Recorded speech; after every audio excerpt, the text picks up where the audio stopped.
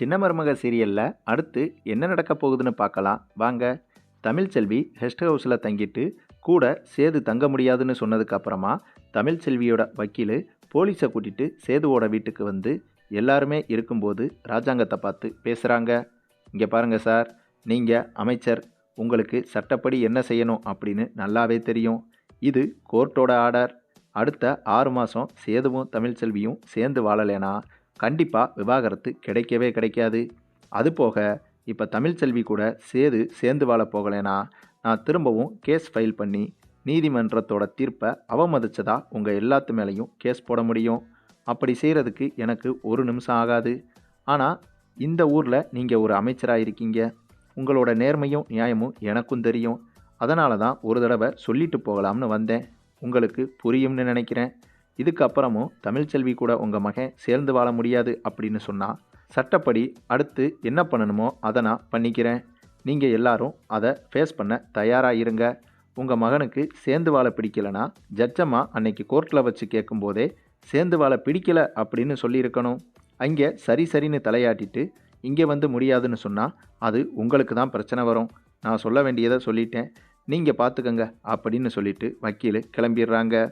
அதுக்கப்புறம் சேது ராஜாங்கத்தை பார்த்து, அப்பா நம்ம வக்கீலுக்கு ஃபோன் பண்ணுங்கப்பா, என்ன ஏதுன்னு கேளுங்கப்பா, கண்டிப்பாக அவள் கூட போய் வாழ்ந்து தான் ஆகணுமா இல்லை வேறு வழி எதுவும் இருக்கான்னு கேளுங்கப்பா அப்படின்னு சேது சொல்லவும், ராஜாங்கமும் வக்கீலுக்கு ஃபோன் பண்ணி நடந்த விஷயத்த சொல்லிவிட்டு இதுக்கு வேறு வழி இருக்கா அப்படின்னு கேட்க, அதுக்கு வக்கீலோ, இல்லை சார், இதுக்கு ஒரே வழி சேது அடுத்த 6 மாதம் சேர்ந்து வாழ்ந்தே ஆகணும், இல்லைனா நீதிமன்றத்தை அவமதித்த மாதிரி ஆயிரும்.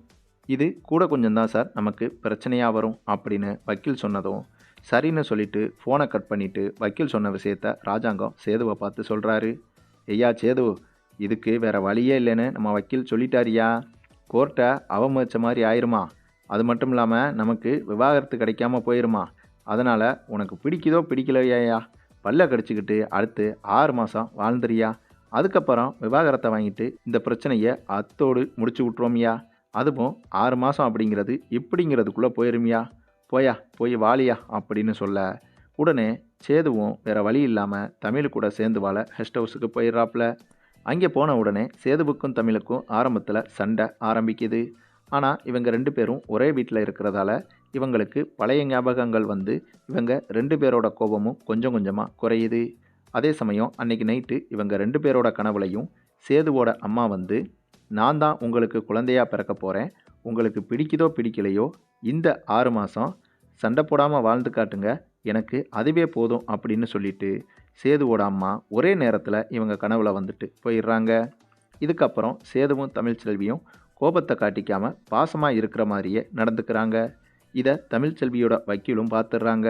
பார்த்துட்டு இதுக்கப்புறம் இவங்களுக்கு விவாகரத்து தேவை இருக்காது அப்படின்னு புரிஞ்சுக்கிட்டு வக்கீலும் சந்தோஷப்படுறாங்க.